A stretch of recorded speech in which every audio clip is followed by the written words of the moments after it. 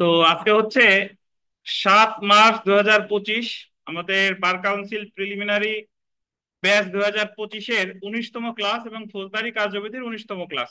দেখেন, আজকে আমরা আলোচনা করব ফৌজদারি কার্যবিধির ধারা 337 থেকে 337 থেকে 339 ক। এটা একটা অধ্যায় যেখানে আলোচনা করা হয়েছে যে শর্ত সাপেক্ষে দুষ্কর্মের সহযোগীকে ক্ষমা করা, কন্ডিশনাল পার্ডন টু অ্যান অ্যাকমপ্লাইস।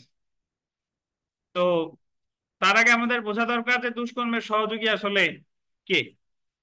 দুষ্কর্মের সহযোগী হচ্ছে যে যখন একটা অপরাধ অনেকজন মিলে সম্পাদন করে। ধরেন একটা অপরাধ করেছে 5 জনে, তাহলে একজনের সাথে আর একজনের সম্পর্ক হলো তারা কো অ্যাকিউজ, সহযোগী আসামি। ঠিক আছে, সহযোগী আসামি, বা আর একভাবে বলা যেতে পারে তারা হচ্ছে দুষ্কর্মের সহযোগী। যেরকম আপনারা এখানে যারা আছেন সবাই কি সহপাঠী?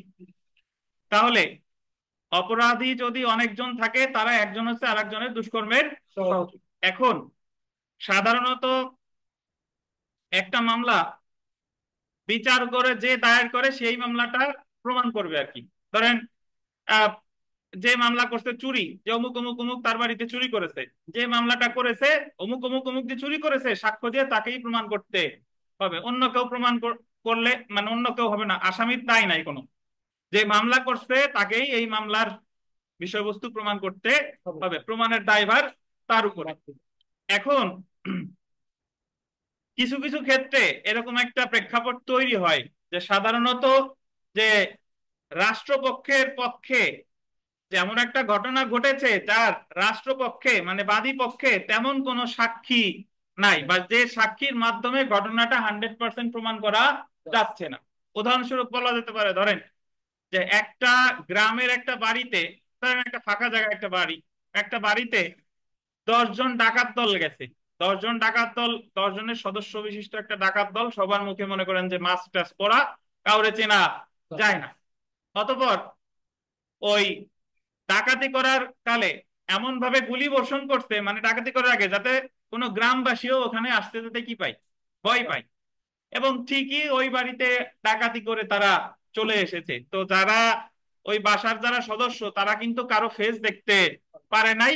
আবার যারা আপনার গ্রামবাসী বা প্রতিবেশী তারাও তাদেরকে শনাক্ত করতে পারে নাই। এখন এই বিষয়ে যদি মামলা হয় তাহলে এই বিষয়টা কোন সাক্ষীর মাধ্যমে প্রমাণ করা কি কষ্টসাধ্য, বুঝতে পারছেন? সাক্ষী মানে এতটুকু হয় যে যারা ওই যে চুরি করছে, যাদের বাড়িতে ডাকাতি করছে, তারা জাস্ট বলতে পারে যে অমুক সময় ডাকাত দল এসেছিল, অমুকের মাথায় এই জিনিস ছিল এটা। আর যেটা হতে পারে সেটা হলো যে একটা সময় মামলা হলো, মামলা হওয়ার পরে পুলিশ দেখা গেলো ইনভেস্টিগেশন করে ওই ডাকাত দলের হদিস পেলো, তাদেরকে গ্রেফতার করলো। পুলিশ বুঝতেছে তারা ডাকাতি করছে, কিন্তু পুলিশ তো বুঝলে হবে না, এটা কি দিয়ে প্রমাণ করা লাগবে? সাক্ষ্য দিয়ে প্রমাণ করা লাগবে। কিন্তু এই ঘটনার তো কোনো কি নাই, মানে চাক্ষুষ সাক্ষী যা আছে তাই দিয়ে এই মামলা প্রমাণ করা যাচ্ছে না।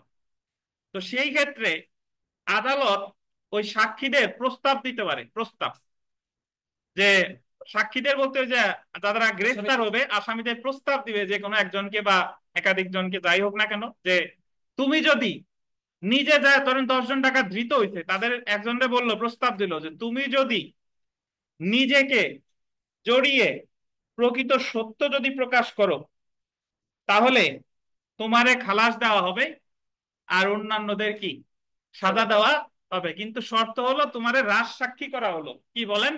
রাজসাক্ষী। তোমার শর্ত হলো যে তুমি কি করবা, তুমি প্রকৃত সত্য প্রকাশ করবা। তো এই ক্ষেত্রে সে যদি সেই প্রস্তাব একসেপ্ট করে তখন তাকে বলে রাজসাক্ষী। রাজসাক্ষী হচ্ছে অ্যাপ্রুভার। রাজসাক্ষীর ইংরেজিতে বলে কি? অ্যাপ্রুভার। এবং সে যদি এই শর্তগুলো মেনে নেয় যে হ্যাঁ ঠিক আছে তাহলে আমি শর্তে রাজি, আহ, আমাকে মানে ও, তখন সে যদি রাজসাক্ষী হয় তখন সে কিন্তু আসামি, মূল মামলার আসামি, কিন্তু হয়ে গেল রাজসাক্ষী। এখন রাষ্ট্রপক্ষ যেরকম মামলা প্রমাণ করার ক্ষেত্রে তার যেরকম সাক্ষীরা আসতো, PW1 PW2 PW3, এই জায়গা যে আসামি সেও রাজ সাক্ষী হিসেবে আদালতে দাঁড়াইয়া সাক্ষ্য প্রদান করবে। তাকে আবার জেরা করবে কে? আসামি পক্ষের আইনজীবী। বুঝতে পারছেন? এবং আদালত যদি মনে করে যে না সে ঠিকঠাকই সত্য প্রকাশ করেছে তাহলে রাজসাক্ষীরা আদালত কি দিবে? খালাস দিবে। আর তার সাক্ষ্যের ভিত্তিতে প্লাস অন্যান্য যদি কোনো সাক্ষ্য থাকে এটার ভিত্তিতে অন্যান্যদের কি দিতে পারে?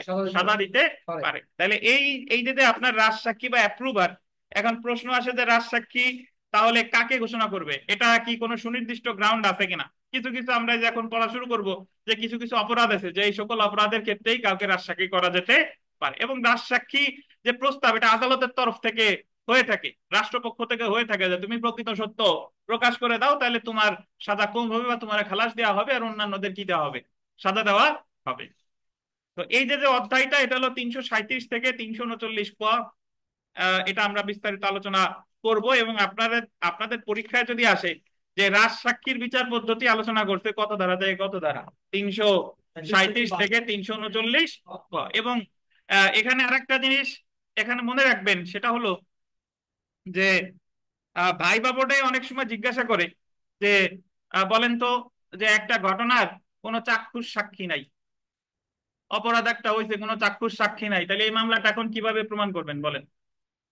তো ওনারা আসলে ওই ওই সময় শুনতে যাচ্ছে যে এই মামলাটা প্রমাণ করবে কিসের মাধ্যমে? যে কাউরে রাজসাক্ষী বানিয়ে প্রস্তাব দেওয়া যেতে পারে, তার মাধ্যমে প্রমাণ করা যেতে পারে। তো যাই হোক, আমরা একটু পড়া শুরু করি। দেখেন, শর্ত সাপেক্ষে আহ দুষ্কর্মের সহযোগীকে ক্ষমা করা, conditional pardon to an accomplice. 337 ও 338 ধারায় সত্য সাক্ষ্যদানের শর্ত সাপেক্ষে দুষ্কর্মের সহযোগীকে ক্ষমা করার বিধান করা হয়েছে। দুষ্কর্মের সহযোগী বা রাজসাক্ষী বিচারের পদ্ধতি 339 ক ধারায় আলোচনা করা হয়েছে। রাজসাক্ষীর নিচে একটু লেখেন, যদিও এ জায়গায় অ্যাকমপ্লিস বলতে দুষ্কর্মের সহযোগী, বাট রাজসাক্ষীর অ্যাকচুয়াল ইংলিশ হচ্ছে অ্যাপ্রুভার, APPROVER, APPROVER, অ্যাপ্রুভার। অপরাধের সহযোগীকে বা দুষ্কর্মের সহযোগীকে এই শর্তে ক্ষমা করা হয় যে সে অপরাধ সম্পর্কে তার সম্পূর্ণ সে অপরাধ সম্পর্কে তার জানা সম্পূর্ণ আন্ডারলাইন করবেন এবং সত্য ঘটনাসমূহ প্রকাশ করবে। যেটা আমাদের জন্য গুরুত্বপূর্ণ, 337 ধারায় অপরাধের সহযোগীকে ক্ষমা করতে পারে কে কে পারে? আন্ডারলাইন করেন, মেট্রোপলিটন ম্যাজিস্ট্রেট বা প্রথম শ্রেণীর ম্যাজিস্ট্রেট। পরীক্ষায় প্রশ্ন আসবে যে 337 ধারায় কে ক্ষমা করতে পারে? মেট্রোপলিটন ম্যাজিস্ট্রেট বা কে? প্রথম শ্রেণীর ম্যাজিস্ট্রেট। 337 ধারায় ম্যাজিস্ট্রেট অপরাধের, এটা গুরুত্বপূর্ণ, তদন্ত, অনুসন্ধান বা বিচারের যে কোনো পর্যায়ে, গোল দেন, তদন্ত, অনুসন্ধান বা বিচারের যে কোনো পর্যায়ে সাক্ষ্য প্রমাণ প্রাপ্তির জন্য অপরাধের সহযোগীকে এই শর্তে ক্ষমা করতে পারে যে উক্ত সহযোগী অপরাধ সম্পর্কিত তার জানা সম্পূর্ণ এবং সত্য ঘটনা সমূহ প্রকাশ করবে।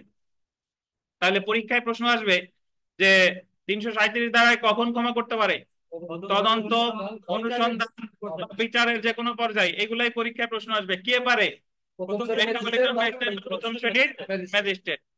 অপরদিকে দেখেন, 338 ধারায় যে দায়রা আদালত মামলার বিচার করেছে সেই দায়রা আদালত অপরাধীর সহযোগীকে ক্ষমা করতে পারে বা ক্ষমা করার নির্দেশ দিতে পারে। তাহলে দায়রা আদালত, আন্ডারলাইন করেন, দায়রা আদালত ক্ষমা করতে পারে 300 কত ধারায়?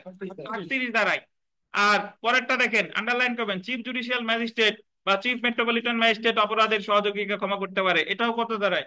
338। তাহলে এখানে একটা জিনিস খেয়াল করেন যে 337-এ পারতেছে মেট্রোপলিটন ম্যাজিস্ট্রেট আর প্রথম শ্রেণীর ম্যাজিস্ট্রেট, আর 338-এ পারতেছে কে?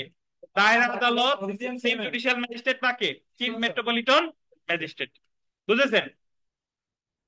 আচ্ছা, এরপরে দেখেন যে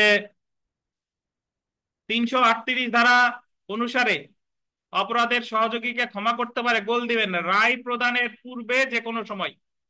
এখানে যে ভাষাটা ব্যবহার করা হয়েছে সেটা বলেছে কি? রায় প্রদানের পূর্বে যে কোনো সময়। আর ওখানে ছিল তদন্ত, অনুসন্ধান বা বিচারের পূর্বে। আর এই জায়গা কি? রায় প্রদানের পূর্বে। আপাত দৃষ্টিতে এক হলেও প্রকৃতপক্ষে এক না। ধরেন আপনি বলতে পারেন যে স্যার এই জায়গায় তদন্ত অনুসন্ধান লিখলে কোনো সমস্যা ছিল কিনা? আচ্ছা, দায়রা আদালত কখনো অনুসন্ধান করতে পারে না, বুঝতে পারছেন? দায়রা আদালত অনুসন্ধান করে না, অনুসন্ধান করে কে? ম্যাজিস্ট্রেট। তো এই কারণে এই জায়গায় টেকনিক্যালি যে শব্দটা ব্যবহার করেছে রায় প্রদানের পূর্বে যে কোনো সময়, আমাদের সময় অল্প, টেকনিক্যালি মনে রাখতে হবে। আমরা মনে রাখবো 337-এ ক্ষমা করে প্রথম শ্রেণীর ম্যাজিস্ট্রেট বা মেট্রোপলিটন ম্যাজিস্ট্রেট, তদন্ত বা অনুসন্ধান বা বিচারের যে কোনো পর্যায়ে, ঠিক আছে। আর 338-এ ক্ষমা করে কে? দায়রা আদালত বা চিফ জুডিশিয়াল ম্যাজিস্ট্রেট বা চিফ মেট্রোপলিটন ম্যাজিস্ট্রেট। কখন করে? রায় ঘোষণার পূর্বে, যে কোনো সময়, রায় প্রদানের পূর্বে আর কি। এটা কত ধারা? 338 ধারা। জেনে রাখা ভালোতে দেখেন, যে সহযোগীকে যে সকল শর্তে ক্ষমা করা হয়েছে, পাবলিক প্রসিকিউটর যদি মত প্রকাশ করে যে উক্ত ব্যক্তি ক্ষমার শর্তসমূহ পালন করেনি, তখন আদালত উক্ত অপরাধীর বিচার করতে পারে। 339 গোল দিয়ে 3টে স্টার দেন।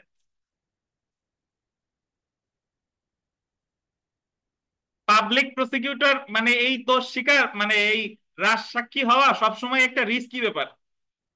আপনি যদি প্রকৃত সত্য প্রকাশ করেনও, পাবলিক প্রসিকিউটর যদি বলে যে না, উনি ঠিকঠাক মতো সবকিছু বলে নাই, তাহলে আবার উনি যে যে দোষ স্বীকার টিকার করলো, এগুলা সব বাদ, আবার অপরাধী হিসেবে ওনার বিচার কি শুরু হবে। এটা বলেছে কত ধারা? 339 ধারা। মানে আপনি দোষ স্বীকার করেছেন কিনা এটা আবার সন্তুষ্ট হতে হবে কার? পিপি সাহেব দেখবে যে আসলেই কি তানভীর ঠিকঠাক মতো সব প্রকাশ করছে কিনা। আচ্ছা, এখন দেখেন না, এখন ওই ম্যানেজার কথা আবার এই জায়গা বললেন না, আপাতত মনে রাখেন এটা। আচ্ছা, দুষ্কর্মের সহযোগীকে বিচারের সময় বিচারিক আদালত, দায়রা আদালত বা ম্যাজিস্ট্রেট আদালত দুষ্কর্মের সহযোগীকে প্রশ্ন করবে, যে আন্ডারলাইন করবেন, তাকে যে শর্তে ক্ষমা করা হয়েছে সে সেই সকল শর্তসমূহ প্রতিপালন করেছে কিনা। আদালত তারে বলবে যে তানভীর আলম খান, আপনাকে যে শর্তে ক্ষমা করা হয়েছে আপনি কি সেই শর্ত পালন করেছেন? সে যদি দাবি করে যে সে উক্ত শর্তসমূহ প্রতিপালন করেছে, তখন আদালত আন্ডারলাইন করবেন, রায়ের পূর্বে নির্ধারণ করবে যে আসামি ক্ষমার শর্তসমূহ মান্য করেছে কিনা। এবং আদালত যদি মনে করে যে আসামি উক্ত শর্তসমূহ মান্য করেছে, তাহলে আদালত আসামিকে গোল দিবেন 339 ক 2 ধারায় খালাসের আদেশ দিবে। 339 ক 2 মনে না রাখলেও সমস্যা নাই, আপনি জাস্ট মনে রাখবেন দুষ্কর্মের সহযোগীকে খালাস দেয় 339 ক ধারায়। কত ধারায়? 339 ক ধারায়, ঠিক আছে। আর পিপি পরীক্ষা করতেছে কত ধারায়? 339। আর আদালত তারে পরীক্ষা করতেছে 339 ক, এবং তারে খালাস দিচ্ছেও 339 ক। তাহলে আমাদের অল্প কথায় যা যা মনে রাখবেন, যা যা আসতে পারে, যে দুষ্কর্মের সহযোগীরা মেট্রোপলিটন ম্যাজিস্ট্রেট বা প্রথম শ্রেণীর ম্যাজিস্ট্রেট ক্ষমা করতে পারে তদন্ত অনুসন্ধান বা বিচারের পূর্বে, যে কোনো বিচারের সময় আর কি, যে কোনো সময়। এটা 337 দ্বারায়। 338-এ দায়রা আদালত বা সিজেএম বা সিএমএম, চিফ জুডিশিয়াল ম্যাজিস্ট্রেট বা চিফ মেট্রোপলিটন ম্যাজিস্ট্রেট, কখন? রায় প্রদানের পূর্বে। এটাই কিন্তু তদন্ত অনুসন্ধান শব্দটা ব্যবহার করে না, এটা হলো রায় প্রদানের পূর্বে। হ্যাঁ। আর পিপি দুষ্কর্মের সহযোগীরা যাচাই করবে যে সে কি পেটে যা যা আছে সব কথা বলছে কিনা। এটা হলো 339 ধারায়। যদি পিপি মনে করে যে সে বলে নাই, তাহলে আবার তার বিচার হতে পারে। আর 339 কতে যে কথাটা বলছে যে আদালত পরীক্ষা করবে, ওয়েদার ম্যাজিস্ট্রেট কোর্ট আর সেশনস কোর্ট, আদালত যদি মনে করে যে না সে আসলেই শর্তাবলী পালন করছে, তাহলেই তারে খালাস দিবে 339 পদে। 339 পদে। তাহলে দেখেন আমরা আরো একটা খালাস পেলাম, আমরা আরো একটা খালাস পেলাম। একটু দাঁড়ান।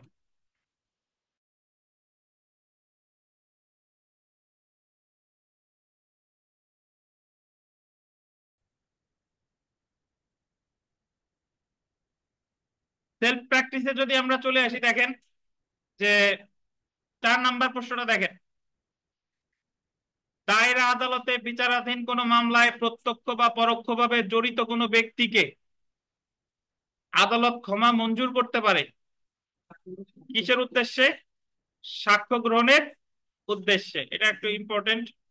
5 নাম্বার প্রশ্নটা এটা খুবই গুরুত্বপূর্ণ, এটা আমরা এর মধ্যে পড়ি নাই। সেটা হলো মেট্রোপলিটন ম্যাজিস্ট্রেট বা কোনো প্রথম শ্রেণীর ম্যাজিস্ট্রেট অপরাধের সহযোগীকে অপরাধটির তদন্ত অনুসন্ধান বা বিচারের যে কোনো পর্যায়ে ক্ষমা করতে পারে যদি অপরাধটি, দেখেন, দায়রা আদালত কর্তৃক বিচারযোগ্য হয়, অপরাধটির শাস্তি 10 বছর পর্যন্ত কারাদণ্ডে দণ্ডনীয় হয়, দণ্ডবিধি 211 ধারার অধীন কোনো অপরাধ যা 7 বছর পর্যন্ত হতে পারে। তাহলে আমার এখানে মনে রাখতে হবে ওই অপরাধটা বিচারযোগ্য হতে হবে কে কর্তৃক? দায়রা আদালত। অপরাধটির শাস্তি কত বছর হতে হবে? 10 বছর পর্যন্ত কারাদণ্ডে দণ্ডনীয় হয়। আর দণ্ডবিধির কত ধারায়? 211 ধারা অপরাধ যার শাস্তি কত হতে পারে সর্বোচ্চ? 7 বছর। জি ভাই।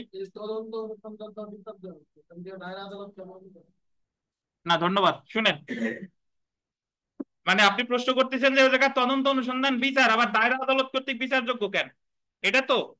আচ্ছা, ম্যাজিস্ট্রেট আদালত কগনিজেন্স কোর্ট করে কে? মেট্রোপলিটন ম্যাজিস্ট্রেট বা প্রথম শ্রেণীর ম্যাজিস্ট্রেট? তাহলে উনি তো ধরেন কগনিজেন্স কোর্ট তো তদন্ত অনুসন্ধান, আর ওই মামলায় কগনিজেন্স কোর্ট যদি ক্ষমা করার অধিকার তার আছে। এখন কোন কোন অপরাধ সে ক্ষমা করতে পারে যেটা বিচারযোগ্য কে? দায়রা আদালত কর্তৃক। এখন ওই ওই অপরাধটা তো দায়রা আদালত কর্তৃক বিচারযোগ্য হতে পারে।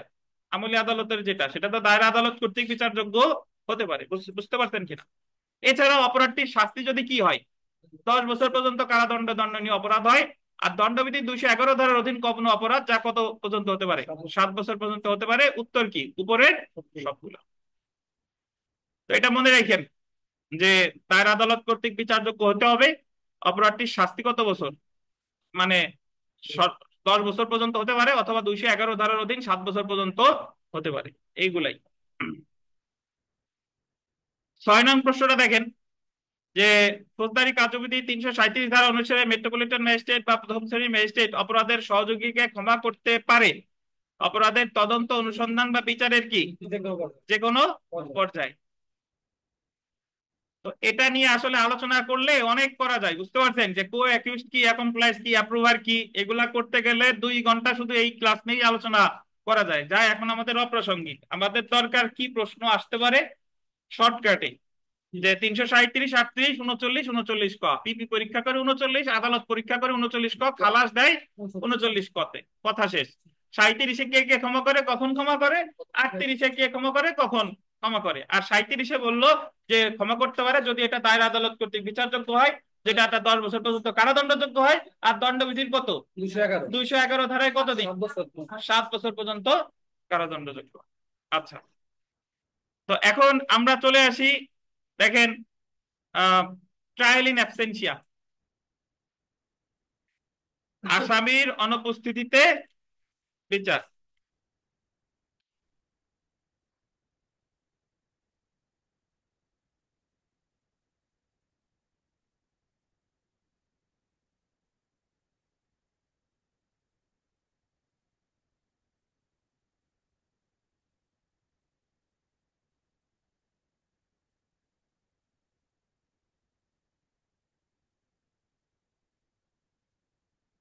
আচ্ছা, ট্রায়াল ইন অ্যাবসেন্সিয়া এটা হচ্ছে আসামির অনুপস্থিতিতে বিচার।